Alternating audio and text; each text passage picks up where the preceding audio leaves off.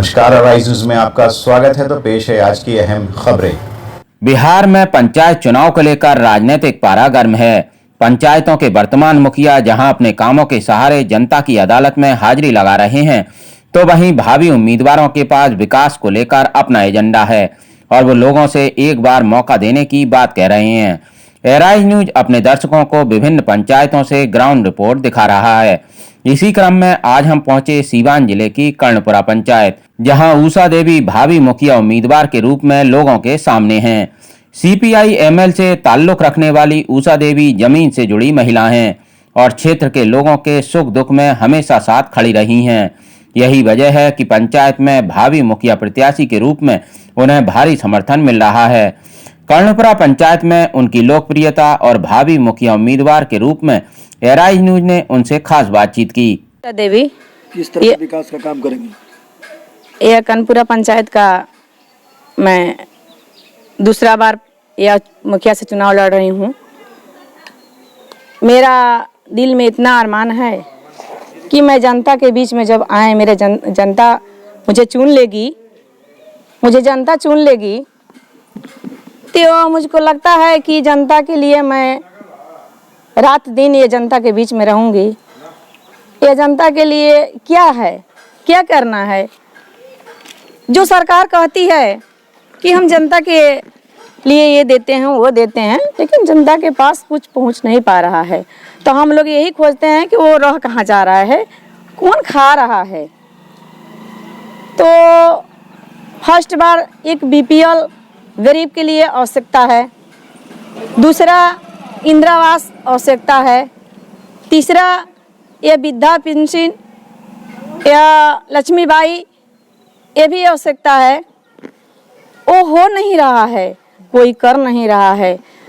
मैं ये कर्णपुरा पंचायत या जनता से मैं कहती हूँ कि एक बार मुझे चुन ले, कि मेरा दिल में ये लालसा है कि सेवा करने के मौका दे।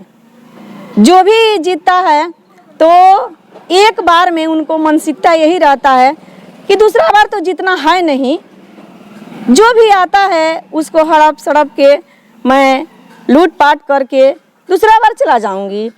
लेकिन मेरा मानसिकता है कि जो भी मिलेगा, जो भी सरकार देगी, तो मैं जनता के बीच में रह करके जनता के काम करूंगी, जनता की सेवा करूंगी।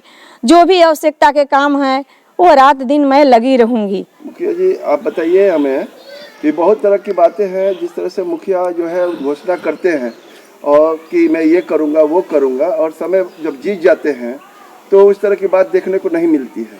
और आप भी इस तरह का बातें बोल रहे हैं, तो किस तरह से आप खरा उतरेंगे जनता के बीच में? ये आप तो जानते हैं कि मैं किस पार्टी से हूँ। वो पार्टी गरीब के लिए क्या करती है आप लोग का मालूम है। ये मेरे कहने की कोई ज़रूरी नहीं है कि मैं भगपा माले सीपीआई एमएल से मैं हूँ, तो सीपीआई एमएल या जनता या गरीब खातिर क्या करती है आप लोग का तो ये मालूम है। ये कहने की कोई ज़रूरी नहीं है। मैं इसलिए ये बात बोलती हूँ कि जनता के बीच में रह करके मैं इतना काम दिखाऊंगी, इतना काम करूंगी कि दूसरा बार मेरे को वोट मांगने के कोई मौका नहीं मिलेगा। अगर इस बार का चुनाव में अगर जनता आपको आशीर्वाद देती है तो प्राथमिकता के रूप में सर्वप्रथम आप किस तरह का विकास का काम अपने पंचायत के लिए करेंगी?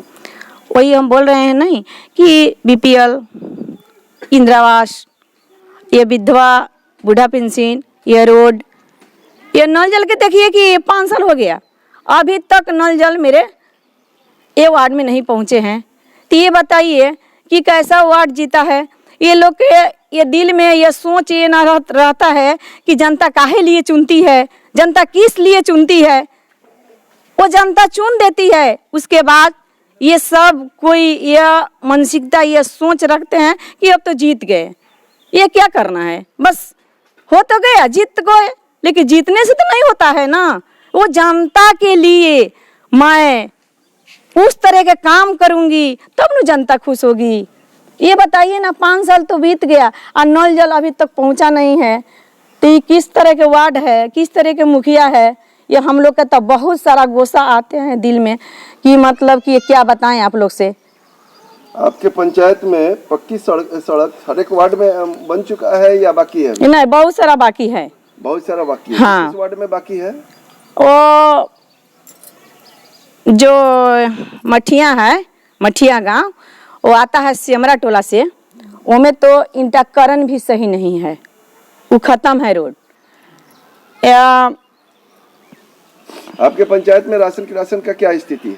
राशन की स्थिति यही है कि जो जिसका मिलना चाहिए उसको नहीं मिलता है, जिसका नहीं मिलना चाहिए वो मिलता है। इसका भी जांच होना चाहिए ना कि इसके विषय में कभी आपने पहल किया कि नहीं किया? बहुत सारा पहल करते हैं हम लोग। किस तरह का निष्पादन मतलब अधिकारियों के द्वारा मिला था? वो तो यहाँ के डीलर जो है ना, वो जानते हैं कि नीचे से ऊपर ले जो चलता है दलाली, घुसखोरी, वो सब दे देते हैं और बस चुपचाप बैठ जाते हैं। हम लोग तो पहल कदमी हरदम लेते हैं कि जनता के मिले। वो सरकार बोल रही है कि हम दे रहे हैं, लेकिन मिल नहीं रहा है। वो जा कहाँ रहा है, वो खा कौन रहा है, हम लोग इसके तलाश में हरदम लगे रहते हुए हैं। कि आप अपने जनता को किस तरह का संदेश देना चाहती? संदेश देना ये चाहती हैं कि जनता मुझे चुनो, एक बार चुनो मुझको, कि मैं दिल में जितना अरमान है वो पूरा करूँगी। आज तक नहीं, मैं जीऊँगी तब तक ले।